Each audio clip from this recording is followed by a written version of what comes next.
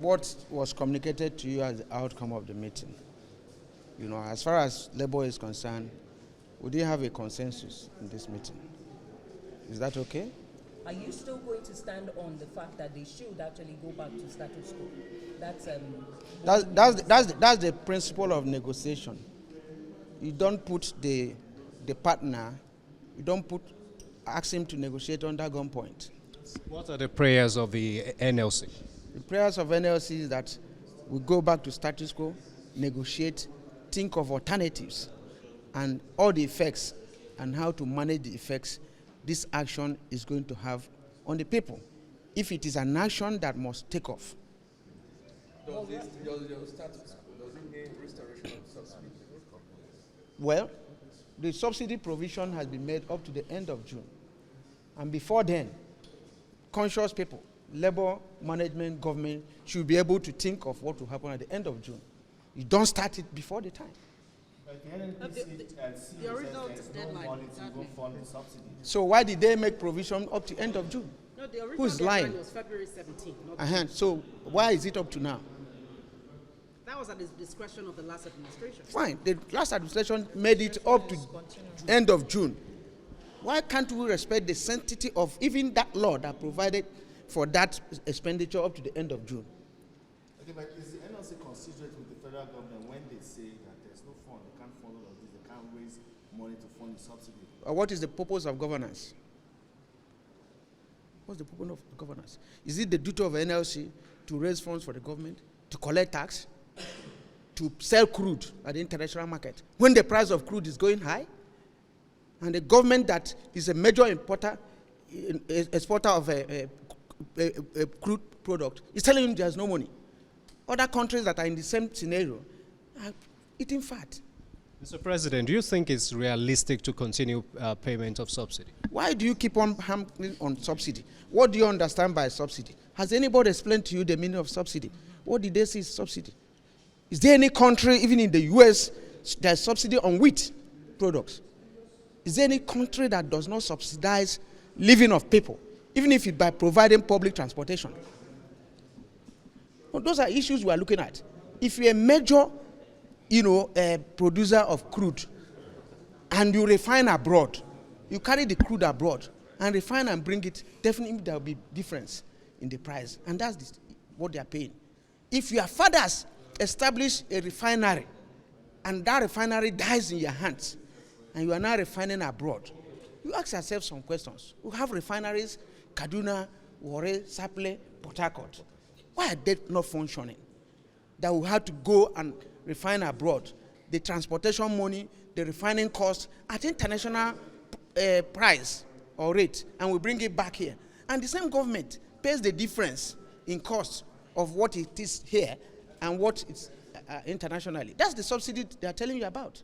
But what happens if the government says they cannot do that?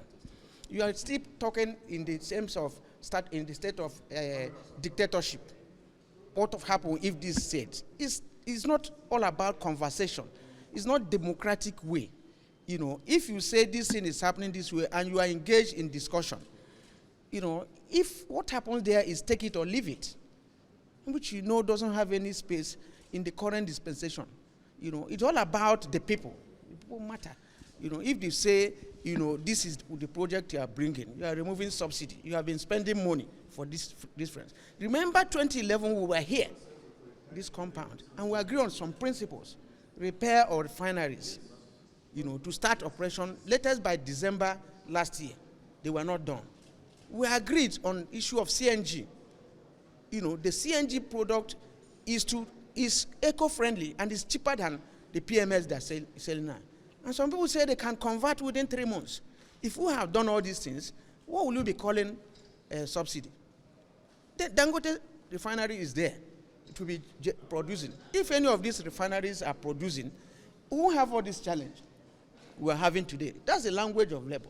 Now, will anybody increase their salary by 300% with what has happened now? This question is good. We'll come to the basics as of today. Transportation has gone beyond that.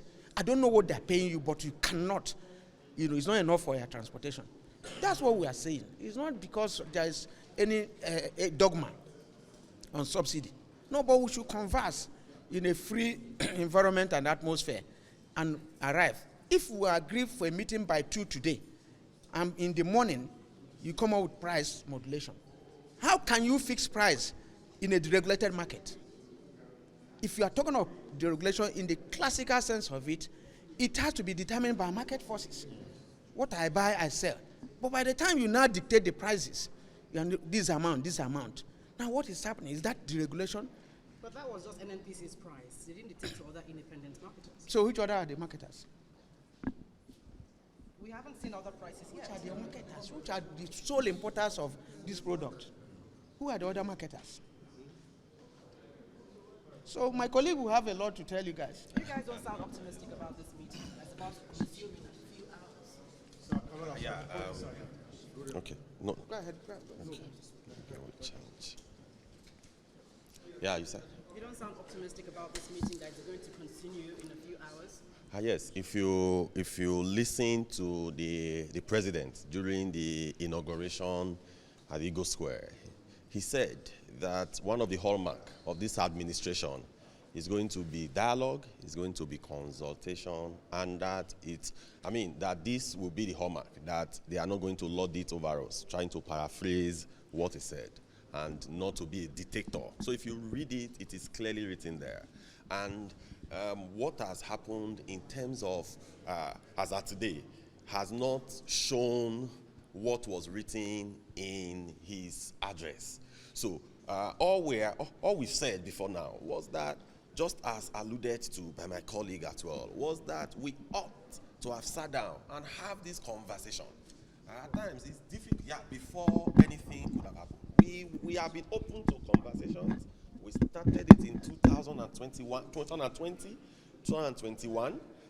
and somewhat part of 2022. But at the end of the day, they told us that they were not removing subsidy. So there was no conversation whatsoever. So for over a year, there was informal engagements and formal meetings. And because there were informal engagements and meetings, that is why we found ourselves here today.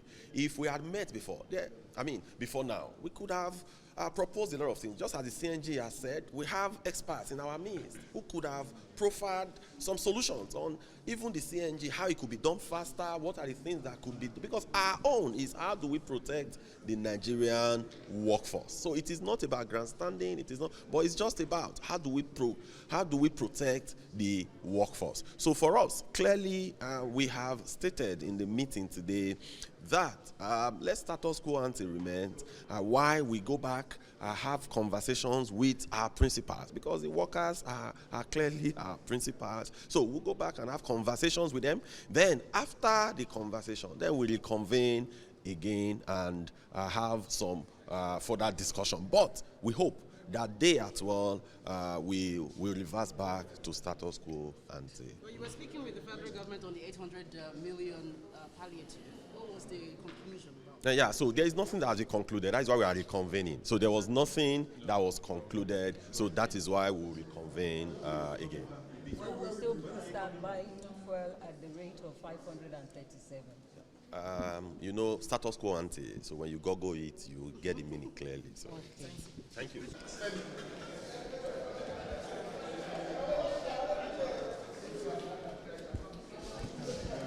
Thanks, sir. Chama, this way, we are here, sir. Comrade. We are here, sir. We are here. Talk to Bosco. See your guys. No, we are here, sir. Gentlemen, take us in a nutshell. Just parking